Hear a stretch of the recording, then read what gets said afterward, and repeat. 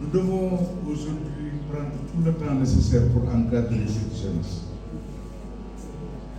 Parce que l'encadrement de cette jeunesse peut nous valoir la possibilité de construire une Afrique plus développée, mais oui, une Afrique sans complexe, une Afrique de refus. Et aujourd'hui, nous avons l'obligation de remercier cette jeune association de citoyens africains qui, de manière bénévole, de manière volontaire, a décidé de se mettre à l'œuvre pour créer de nouveaux espaces de dialogue, d'échange, de discussion, mais surtout des espaces d'éclosion de notre africanité. Nous sommes africains. Alors, chers lycéens, tout le monde a gagné. Même les 4 autres lycées qui ne sont pas là auront une parcelle de la victoire. Quel que soit l'issue de ce que nous aurons aujourd'hui de la part du jury, tout le monde est détenteur d'une victoire. Mais une mention spéciale aux 2 charmantes filles qui portent un leadership extraordinaire.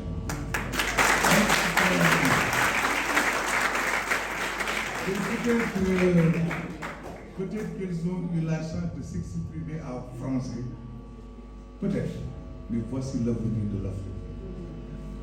Voici l'avenir de l'Afrique. C'est-à-dire, c'est des filles qui peuvent aller en débat avec de grands politiciens. Je suis sûr et certain qu'ils vont s'exprimer mieux qu'eux. Je pèse mes mots. Même les jeunes qui ont parlé en Wolof, on a senti un talent d'africanitude, de traditionnaliste, mais une maîtrise de la langue de Kotch. Et la maîtrise de la langue de Kotch va nous amener aujourd'hui dans une perspective de conciliation de la tradition et de la modernité. Parce que le monde d'aujourd'hui a échoué les possibilités de réconciliation entre la religion et la science.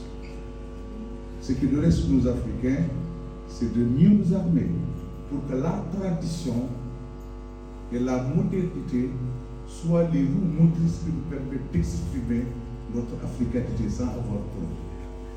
Le monde est mort, mais l'Afrique est vivante. Nous le savons. Alors voilà pourquoi je dis souvent aux structures politiques, investissez beaucoup sur l'éducation et la culture. Voilà les futures industries qui vont permettre à l'Afrique d'écrire une belle leçon pour le monde. Mais ça passe par vous. Nous autres, nous avons presque terminé les grandes trajectoires de la vie. Ce qui nous reste, c'est quoi? C'est vous encadrer, c'est vous orienter. Je vais trahir l'association si je vais clore ma communication sans vous dire exactement ce qu'est le panafricanisme. Mais un mot qui est divulgué de part et d'autre. Tout le monde se réclame panafricain, tout le monde donne un contenu au panafricanisme qui n'est pas. Tout à l'heure, vous avez répondu à beaucoup de questions qui sont relatives au panafricanisme. Mais attention, le panafricanisme, comme je l'ai dit tout à l'heure, il n'est pas ce qu'on lui attribue aujourd'hui. Le panafricanisme est un mouvement de solidarité de tous les Noirs qui doivent se mettre en synergie, regarder le monde sans aucun complexe et construire une Afrique progressiste, une Afrique qui évolue, une Afrique où les Noirs vont encore une fois de plus avoir la possibilité de se dresser devant eux sans nourrir aucun complexe et leur montrer que l'Afrique est la mère de l'humanité, l'Afrique est la mère des civilisations, l'Afrique est la mère de la science. Ce mouvement, je vous l'ai dit, il n'est pas né en Afrique, il est né en Amérique, aux Antilles, au Haïti. Et il est né sur la base d'humiliation faite aux Noirs qui ont décidé d'aller en révolution, montrer que la couleur de notre peau n'est pas du tout synonyme d'infériorité. Et ces Africains de la diaspora, que des actions minables et honteuses avaient créé, je veux dire l'esclavage, le colonialisme, et nous réclamons toujours le rétablissement de la justice par rapport à la colonisation, par rapport à l'esclavage, mais tout en étant conscient qu'aucun tribunal banal ne saurait réparer cette injustice. Nous ne voulons pas de l'argent. Nous ne voulons pas de l'argent, nous voulons de la justice.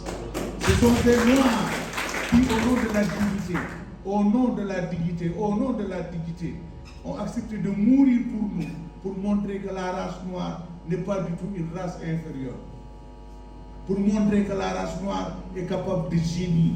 La race noire est capable de prouver l'essence, l'existence et l'essentiel de ce qu'englobe l'humanité, c'est-à-dire l'humain et l'humaniste. Tenons-nous debout. Mais je ne vais pas vous flatter, vous caresser, chers enfants. Je n'ai pas le droit de vous cacher ma peur. J'ai peur parce que vous êtes aujourd'hui envahi par des tentations. Ces tentations sont lovées dans les technologies de l'information et de la communication. Je le disais toujours au proviseur, tout à l'heure au proviseur. Vous passez trop de temps avec TikTok. Vous passez trop de temps dans les réseaux sociaux. Et souvent, ce qu'on vous sert, ce qu'on vous sert, ça ne vous permet pas d'exprimer votre panafricanisme. D'ailleurs, les questions qui ont été posées pour la compétition, on aurait donné ça à un élève de Sebouda en 1970, il trouve tout.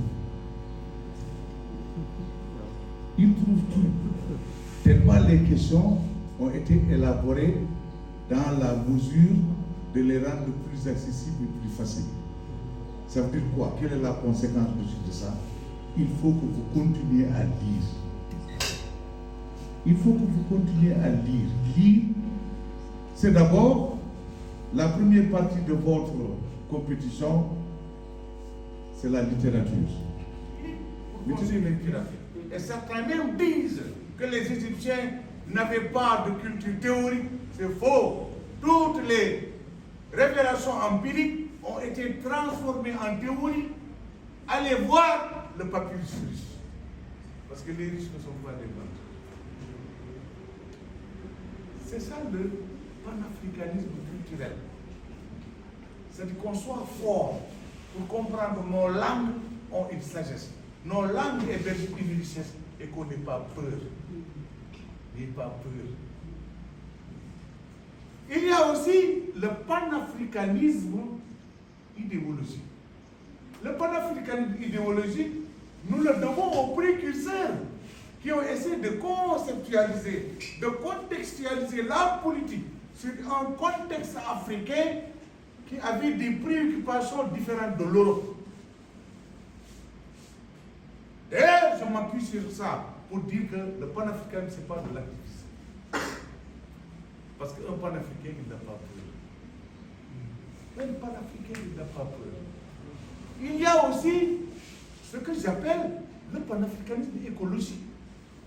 Les autres continents ont détruit leur espace. Nous, Africains, on a encore des espaces intacts. Protégeons-les. Et en protégeant nos espaces, un jour, ils vont faire la queue pour chercher le droit ou le visa d'entrée en Afrique.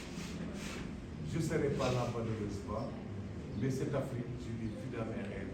Et c'est ce qu'a chanté tout à l'heure, la brillante slaveuse qui a soif de liberté.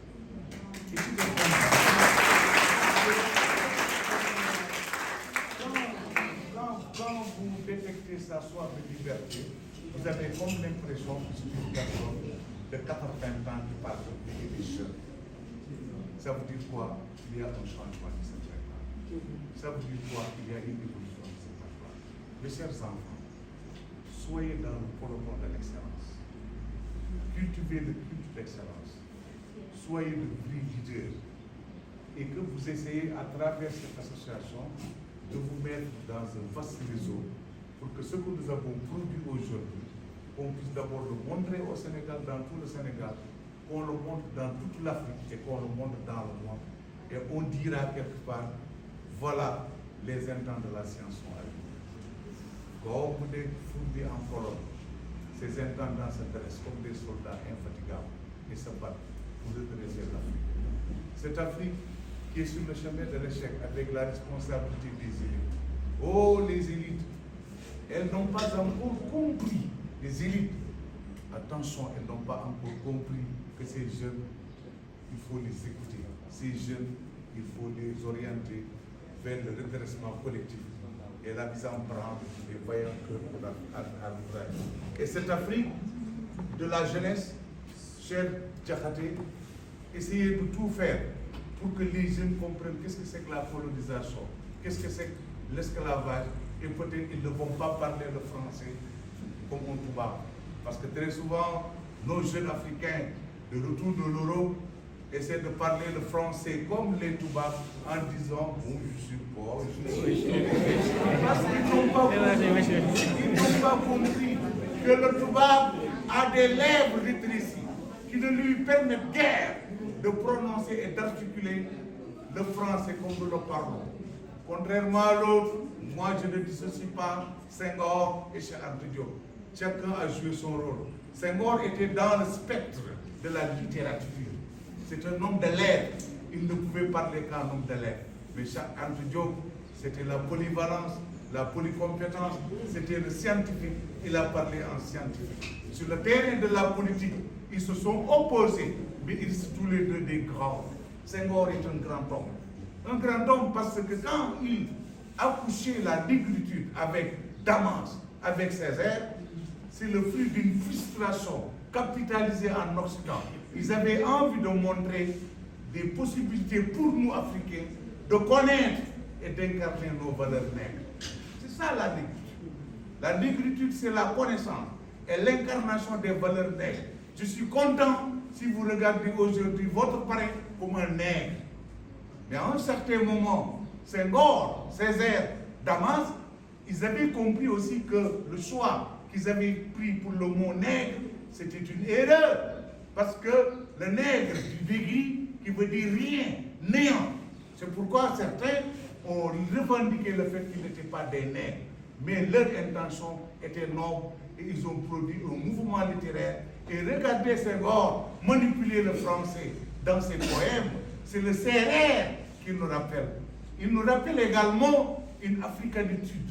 Il nous rappelle une tradition. Il parle le français aussi oralement comme un vrai CRR en disant « Lorsque j'ai quitté Joal pour aller à Gazoville, je ne savais pas encore que j'allais intégrer l'Académie française. » C'est la sérénité. Il n'est pas complexé.